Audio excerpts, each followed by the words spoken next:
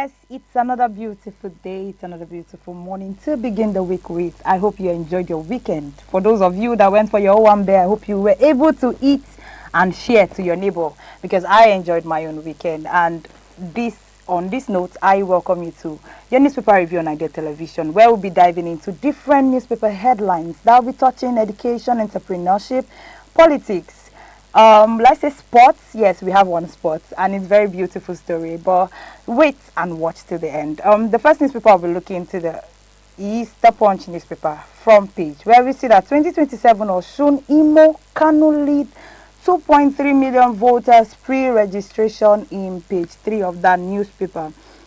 Now, if you look beside it in page 7, we see that COP30 President Obi clash over 423 men Nigerian delegation.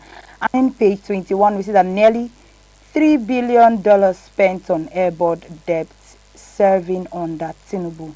And if you look beneath or beside the Punch icon, we see that PDP first firestorm, Wike camp rejects expulsion as four states challenge Makinde.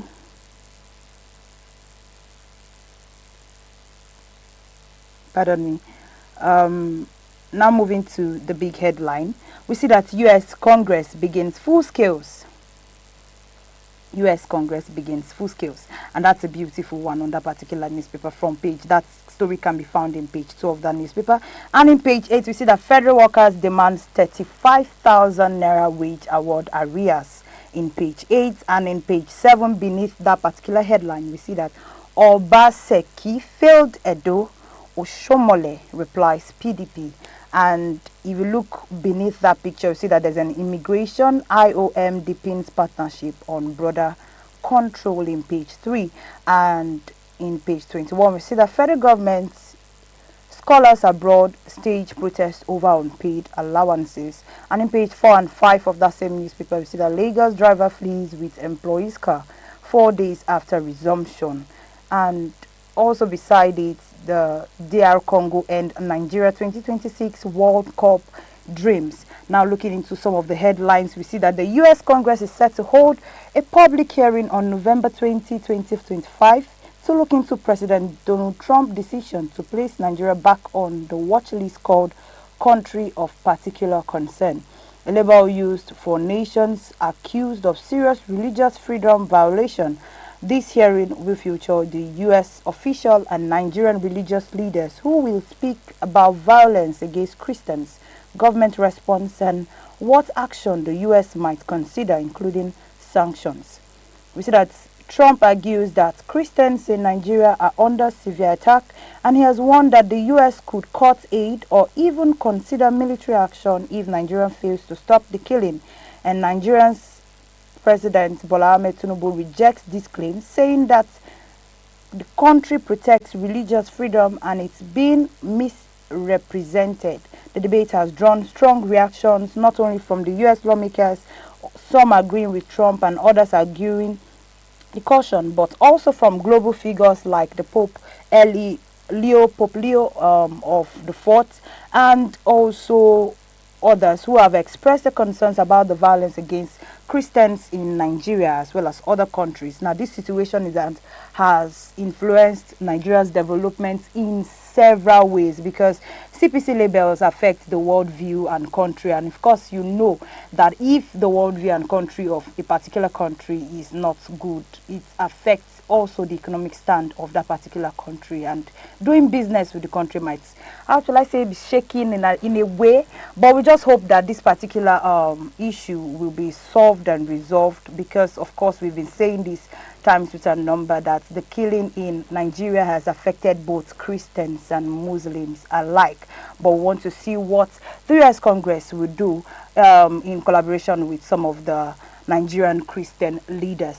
Now, moving to another headline on that same front page, you see that the Independent National Electoral Commission has announced that more than 2.3 million Nigerians have completed their voters pre-registration as part of the ongoing conscious voters registration exercise.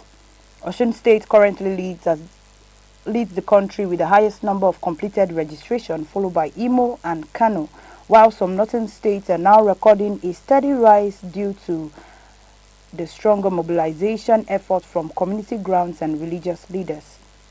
You see that INEC says that the update reflects both online and physical registration for week 12 and reminds the public that voters' registration in Anambra remains suspended until after November 2025 governorship election.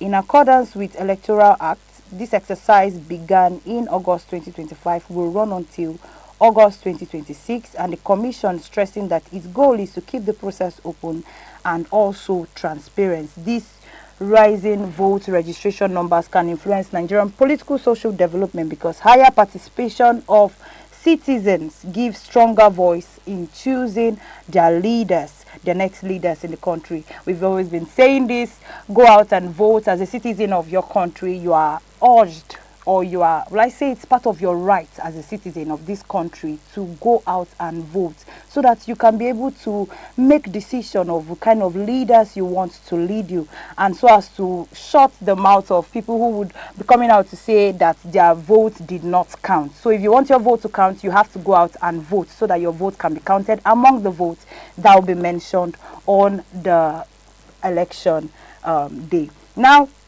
we'll be diving into another headline. It's a beautiful one. We see that the presidency has defended Nigeria's large presence at the upcoming COP30 climate conference after the public criticism over 749 people listed under the country's delegation.